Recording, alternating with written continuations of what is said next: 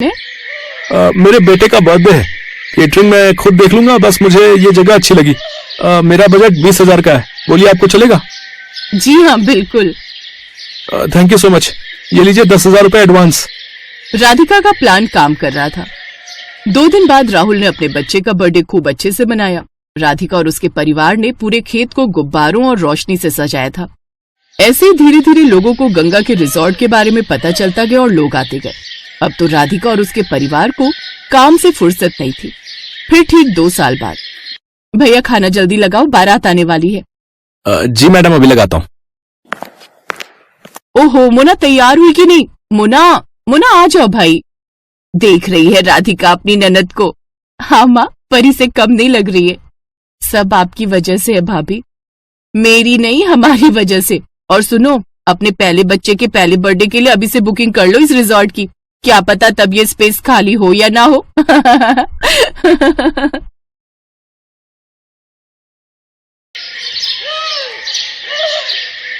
विदाई के वक्त सिमरन अपने पिता से लिपट कर खूब रोती है।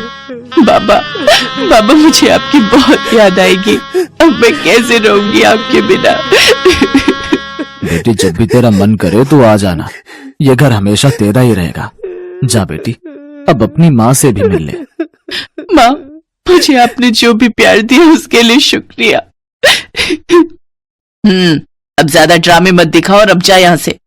ये कहकर रमोला उसे धक्का देते है कि तभी उसका पति नैतिक उसे संभाल लेता है। क्या हुआ? तुम गिर कैसे गई?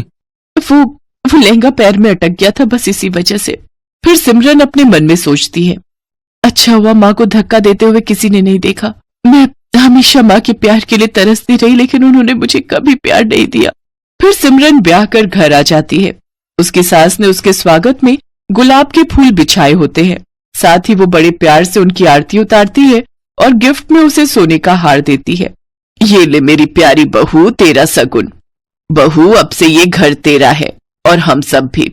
तुझे कुछ भी चाहिए होगा या किसी काम में मदद चाहिए हो तो हमें कहना।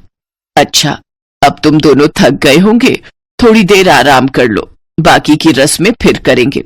शुक्रिया माँ जी। सिमरन नैतिक के साथ कमरे में चली जाती है और आराम करती है। फिर दिन के 1 बजे उसकी नींद खुलती है। ओह गॉड, कितनी देर हो गई, मेरी पहली रसोई की रस्म भी अभी बाकी थी। माँ जी तो बहुत गुस्सा करेंगी। सिमरन जल्दी से बाथरूम की तरफ जाती है, लेकिन बाथरूम से नहाकर निकल रहा नैतिक सिमरन से टकरा जाता है और सिमरन फिर गिरने वाली थी कि तभी वो उसे संभाल लेता है। इतने में उनके कमरे में सिमरन की सास कमला आ जाती है। अरे बच्चों, ये क्या कर रहे हो? कम से कम दरवाजा तो बंद कर लेते। माँ, ऐसा कुछ नहीं है, वो तो बस हम टकरा गए थे। कोई नहीं बच्चों, अभी तो तुम्हारे दिन है खेलने कूदने के। चलो अच्छा, अब तुम दोनों फ्रेश होकर नीचे आ जाओ, खाना लग गया है टेबल पर। माँ जी मुझे माफ कर दीजिए, मेरी आंखें नहीं खुली। कोई बात नहीं बेटी, मैं समझती हूँ, शादी की थकान होगी अभी शरीर में।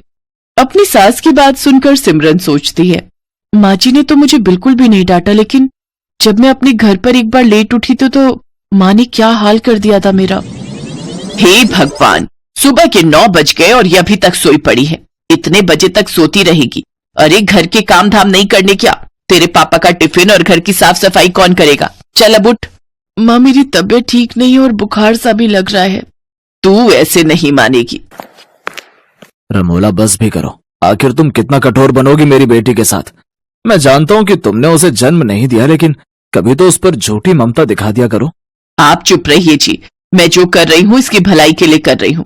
कल को ये ससुराल जाएगी, वहां बीमार होगी तो क्या वो इसका बहाना सुनेंगे? नहीं ना, अभी से इसे तैयार कर रही हूँ। ठीक है, लेकिन उस बेचारी के साथ जरा ठीक से पेश आया करो, आखिरकार वो हमारी इकलौती बेटी है। तभी नैतिक सिमरन से कहता है, सिमरन कहाँ खो गई? चलो तैयार हो जाओ। हाँ हाँ।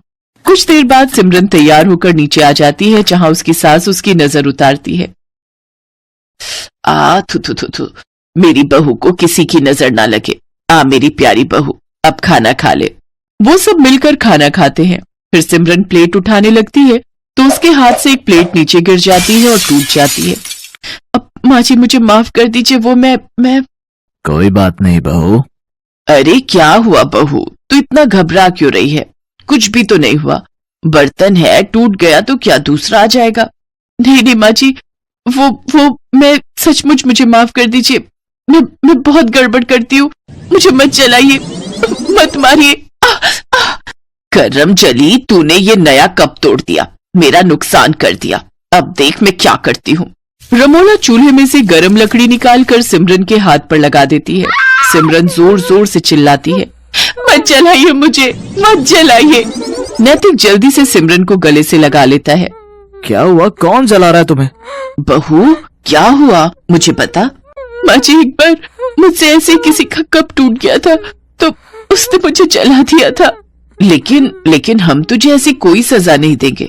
आ, तू मेरे पास आ और मेरे गले लग जा। मेरी बच्ची, यूं घबराते नहीं। ऐसे ही दिन गुजरते हैं। कमला अपनी बहू को बहुत प्यार करती थी। वो उसे किसी भी गलती के लिए डांटती नहीं थी, वो उसे प्यार से समझाती थी। कमला अपनी बहू के लिए कुछ न कुछ खाने के लिए बाजार से लाती रहती या नए नए कपड़े उसके लिए बनवा देती। अपनी सास का ऐसा प्यार देख सिमरन की आंखें खुशी से भीग जाती थी।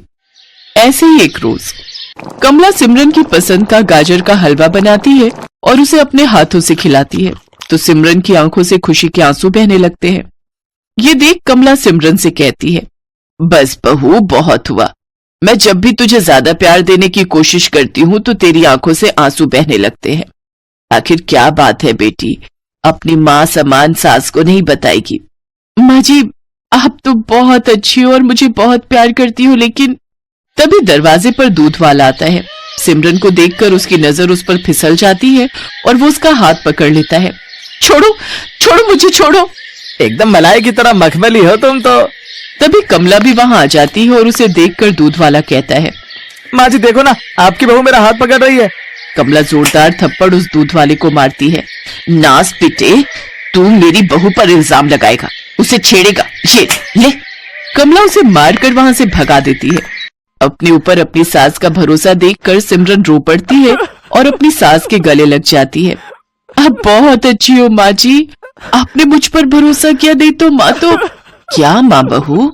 आप पूछ रही थी ना कि आपका ज्यादा प्यार पाकर मेरी आंखें नम क्यों हो जाती है, क्योंकि बचपन से लेकर आज तक मैं जिस प्यार के लिए तरसती रही, वो प्यार आपने मुझे दिया है।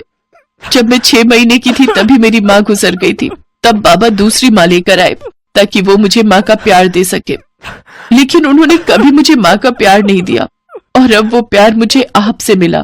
जैसे आज दूध वाले ने हरकत की, ऐसे एक बार मेरे यहाँ के दूध वाले ने मेरे साथ की थी, लेकिन माँ ने उसे गलत ठहराने की जगह मुझे गलत समझा था। कोई बात नहीं बहू, आज से मैं तेरी माँ हूँ और रमोला बहन ने भले ही तुम्हें प्यार ना दिया हो,